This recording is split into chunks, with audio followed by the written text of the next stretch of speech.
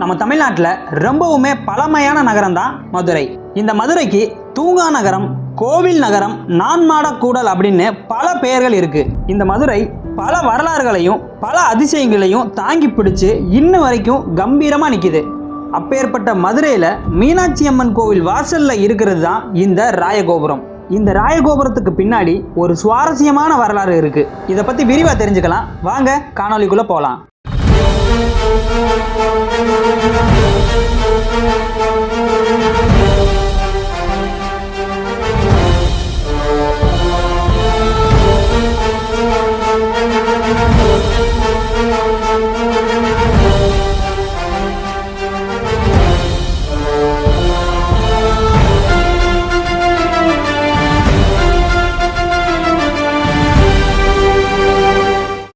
கிபி 17ஆம் நூற்றாண்டுகளில் மதுரையை ஆட்சி பண்ண மன்னர் தான் திருமலை நாயக்கர்.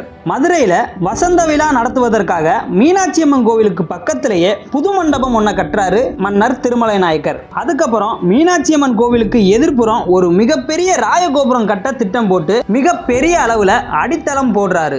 அது நம்ம மீனாட்சி அம்மன் கோவில் கோபுரத்தோட அடிப்பகுதியை விட 3 மடங்கு பெரியதுன்னு சொல்றாங்க. 174 அடி நீளமும் 107 அடி அகலத்திலையும், நுழைவு வாயில் மட்டும் 22 அடி அகலத்துல 60 அடி உயரத்துல சிற்ப வேலைப்பாடுகளோட 4 தூண்களை கொண்டு உருவாக்குறாரு. அதுதான் மதுரையோட ராஜகோபுரம். இந்த கோபுரத்தை கட்ட தஞ்சையில இருந்து சிற்பிகள் மதுரைக்கு வராங்க. தலைமை சிற்பின்னு சொல்லப்படுற பரமேஸ்வரன் தன்னோட கர்ப்பிணி மனைவியை தஞ்சையிலேயே விட்டுட்டு மதுரைக்கு வந்திருக்காரு. சில நாட்கள்ல அவருக்கு மனோதன் என்ற மகன் பிறந்ததுக்கு அப்புறமும் கூட தலைமை சிற்பி தஞ்சைக்கு போகாம இருந்திருக்காரு. இப்படியே 12 வருஷம் கழிச்சு தலைமை சிற்பியோட மகன் மனோதன் தன்னோட தந்தையை தேடி கட்ட வண்டியிலையும் நடந்தும் மதுரைக்கு போயிருக்காரு. ராயகோபுரம் கட்டிக்கிட்டு இருந்த இடத்துக்கு மனோதன் வராரு. கோபுரத்தை பார்த்துட்டு இந்த கோபுரத்துல தேரை ஒண்ணு இருக்கு அப்படின்னும் இதை முழுசா கட்டி முடிக்க முடியாது அப்படின்னு சொல்றாரு. இதை கேட்டதும் அங்க இருந்த சிற்பிகள் எல்லாரும் கோவப்படுறாங்க.